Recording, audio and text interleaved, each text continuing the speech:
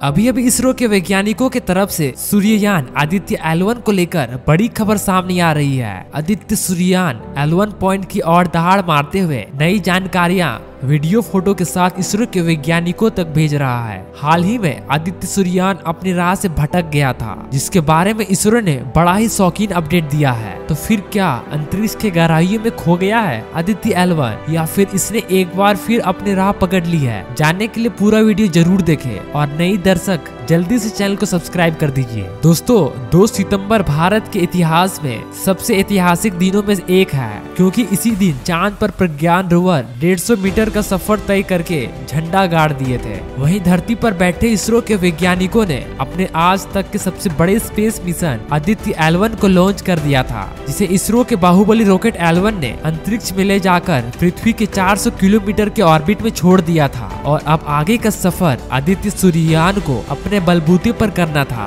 और ये सफर कोई 20-22 दिन का नहीं, बल्कि पूरे 109 दिन और करीब 80 लाख किलोमीटर का था। इसलिए पूरी दुनिया का नजर आदित्य L1 पर टिकी हुई थी, क्योंकि इससे पहले इसरो ने सिर्फ एक बार मंगलयान मिशन के दौरान ही अपने यान को पृथ्वी से इतना दूर भेज पाया कि उसके बाद ये बड़ी खुशखबरी मिली है कि 30 सितंबर के दिन इसरो के वैज्ञानिकों ने कमांड सेंटर में बैठकर एक बटन दबाया, जिसे आदित्य ने अपने इंजन चालू करके 40,000 किलोमीटर की तेज रफ्तार से पृथ्वी के गोलाई वाला कक्षा छोड़ दी और L1 पॉइंट पे जाने के लिए लंबे गैलेक्टिक हाईवे पकड़ लिया। लेकिन वह कहते हैं ना कि ब्रह्मांड पर हमारा बिल्कुल भी कंट्रोल नहीं है और वहाँ अचानक से मुसीबतें अंतरिक्ष यान के दरवाजे पर दस्तक दे देती है। ऐसे ही कुछ हुआ आदित्य L1 के साथ ही। जी हाँ, अपनी राह में आगे बढ़ते हुए अचानक से भारत का सूर्ययान अपनी राह से भटक गया था और दूसरी तरफ निकल पड़ा था, जिसे इसरो ने हेड ऑफिस पर भगदड़ मच गए थे। क्योंकि अगर कोई भी स्पेसक्राफ्ट अपने राह पे 1 डिग्री भी इधर उधर निकल जाए तो हजारों किलोमीटर की रफ्तार पर अपने तय की गई मंजिल से काफी दूर निकल जाता है और फ्यूल की कमी होने की वजह से उसे इतनी दूर से वापस नहीं ले जाया जा सकता,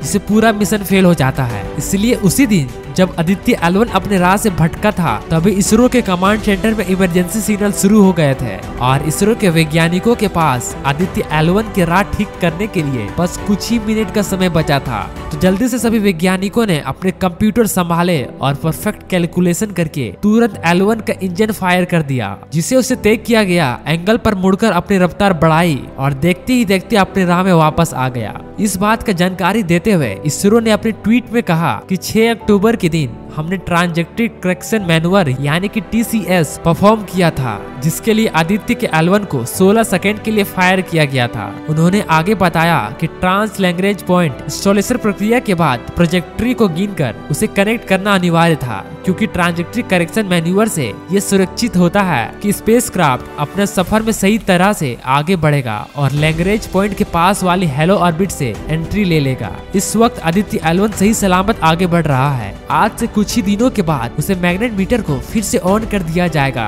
यानी कि दोस्तों, इसरो के सूर्ययान अपने राह से पूरी तरह से भटक जाए। इसरो के वैज्ञानिकों ने सही कदम उठाया, इसकी मुसीबत से छुटकारा पा लिया और यह अपने मंजिल की तरफ से आगे बढ़ चुका है। तो दोस्तों, अगर आपको हर मिशन में सफल होने के लिए भारतीय स्पेस एजेंसी इसरो पर गर्व है तो कमेंट सेक्शन में वैज्ञानिकों की बधाई जरूर दें।